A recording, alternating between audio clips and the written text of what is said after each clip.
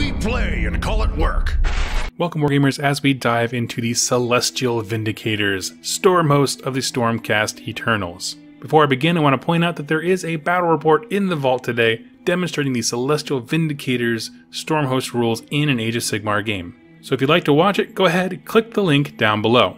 My name is Doug with 2+ Stuff, and I cover a wide range of Age of Sigmar lore topics over on my channel, 2+ Tough, which you can also find in the description down below. Now, the Celestial Vindicators are the 6th Stormhost to be founded in Azyr. And though they might be 6th, they have secured their place in the history of the mortal realms. Now, before we've talked about the defining feature of each Stormhost, the Hallowed Knight's faith, the Hammers of Sigmar's valor. Well, the defining feature of the Celestial Vindicators is their aggression, their singular hatred for chaos, and their insatiable need to root it out of the realms. To create a Stormhost of such a single-minded nature, Sigmar chose specific heroes.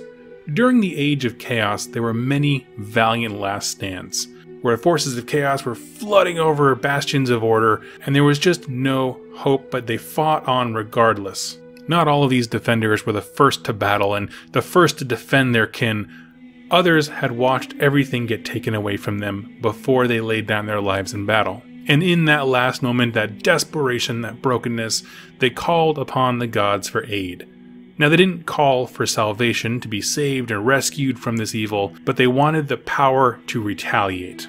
They wanted the strength to strike down those who had taken everything from them. These are heroes born of tragedy, filled with hate and malice that seek one thing: vengeance. This rage and hatred towards chaos manifests uniquely in battle. Where most Stormhosts are tactically disciplined, the Celestial Vindicators break apart in the heat of combat. They often overextend their lines just by rushing. This kind of bloodlust gets into their minds and they rush forward unabashedly. They lose themselves in combat. They go wild and half mad. Now, in addition to being different in terms of how aggressive they are or loosely formed they also are set themselves apart by their use of blades and swords rather than hammers. And they often fight with paired weapons, to the point where onlookers see this nice military line devolve into this seething mob, this hurricane of swirling blades, sword slashing, reaching out in every direction. It's said that their battle line attacks like a living storm. As water breaks over a rock on the shore, so too do the Celestial Vindicators just pour all around the enemy, hacking and slashing. Now, the book states that this kind of recklessness in battle can put them into some poor tactical decisions, but the sheer intensity and momentum of their front line often carries them through the fight. Meaning they don't necessarily make smart decisions, but they do it with such force and gusto that they still manage to pull out the win. Now, that's kind of their nature, who they are, but let's talk about what the Celestial Vindicators have done in the Age of Sigmar narrative. How have they shaped events in the mortal realms? Well, they were actually one of the first Stormhosts we met in the book Warstorm, one of the first novels that came out for Age of Sigmar. This is the opening of the Realm Gate Wars. A chamber of the Celestial Vindicators was dropped off in Chaman, Realm of Metal, and these were the Blade Storms, led by Thostos Bladestorm. He was their Lord Celestant, and he had 2 missions: secure nearby realm gates — it was the Realm Gate Wars after all, it was a fight for territory — and also see if they could find any Duarden. Well, they're fired down from Azyr, they land near a realm gate, they see no Duarden or signs of them, they see some leftover ruins and things like that, but no living ones. And they don't find very many enemies. They make their way to the realm gate, find it no problem, secure it, and while they're kind of setting up an outpost, they're attacked by a large Tzeentch warband. Turns out, since their landing in Chaman, they've been watched by a sorcerer of Tzeentch named Efrix. Now, everything I'm about to tell you is a serious abbreviation of their story arc. If any of it sounds interesting, head over to my channel, 2+ Stuff, and watch my Realm Gate War coverage. I spent an entire week going into great detail about how epic this story is.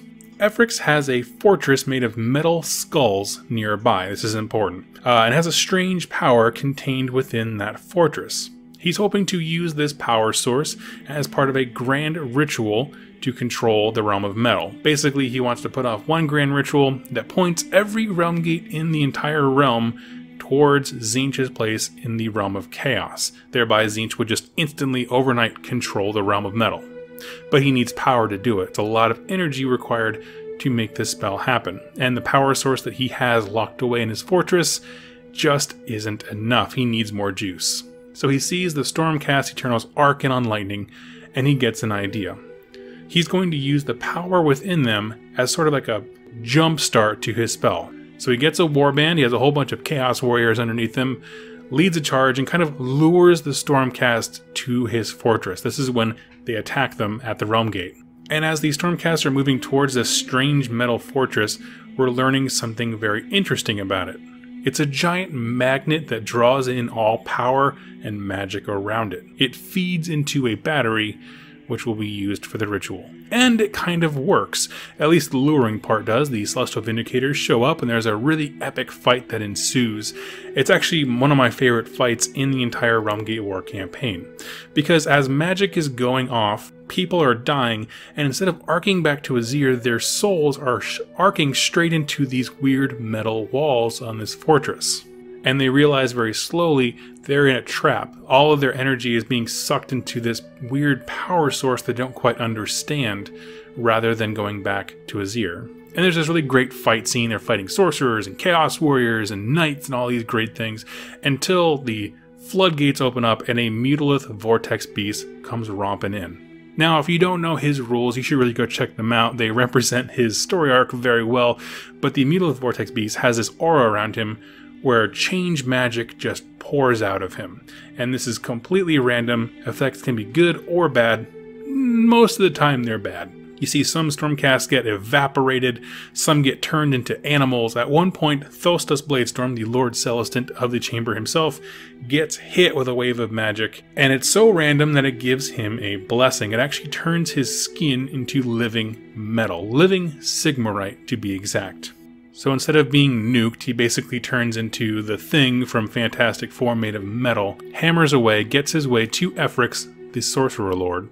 And Efrix is now losing so badly all of a sudden, he decides to hit the panic button. And that big reactor we don't quite understand underneath the fortress glows white hot, and the whole place just kind of erupts. There's a blinding white light, and all the Celestial Vindicators die instantly in this really weird, mysterious way. Upon his reforging, Sigmar wants a report, because this is kind of a strange story, as a weird fortress with a weird power source, doing strange things and changing my people into living metal.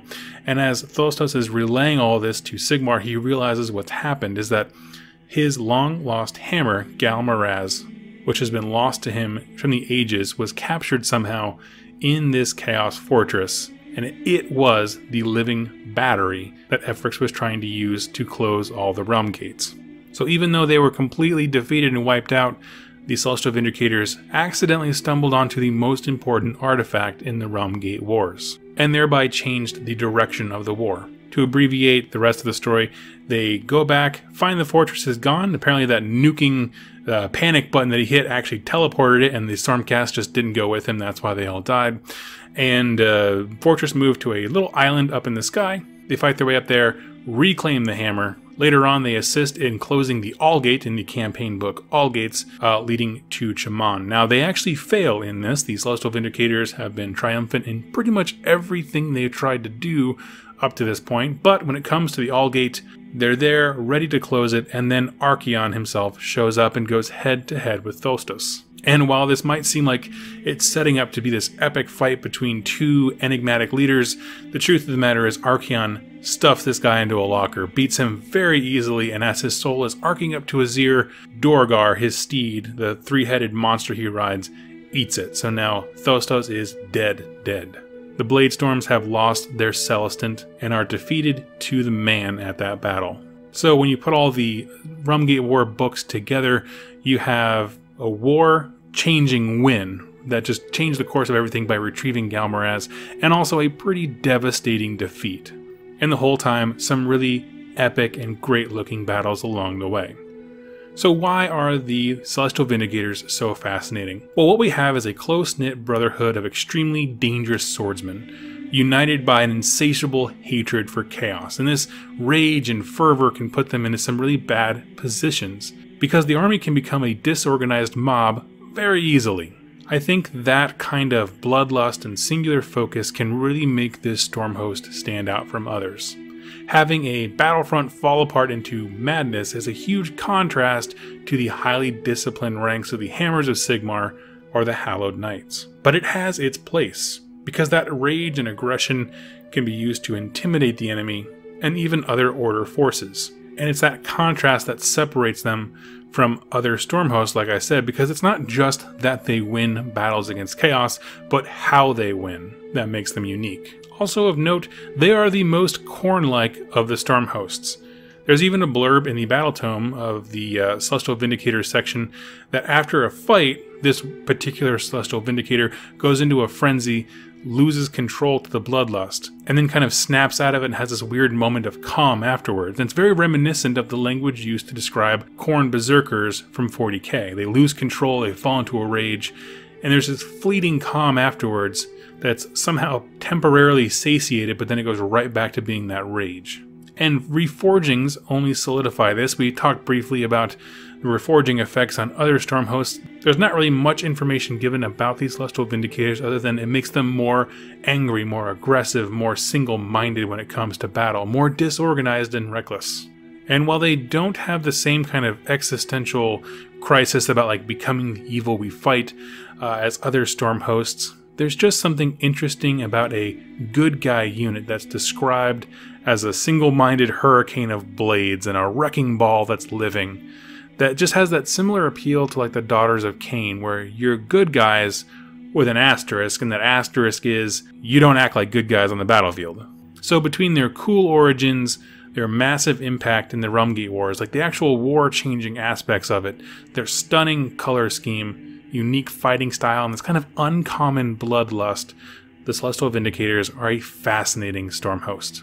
If you'd like to see how Games Workshop translated this rich narrative into a cool rule set, go ahead and check out the link down below. Head over to the vault and see the Celestial Vindicators on the tabletop. And if you'd like to learn more about Age of Sigmar lore, including a wide range of different factions backgrounds, head over to my channel 2 Plus Tough in the description down below. Thank you all so much for watching, and happy wargaming.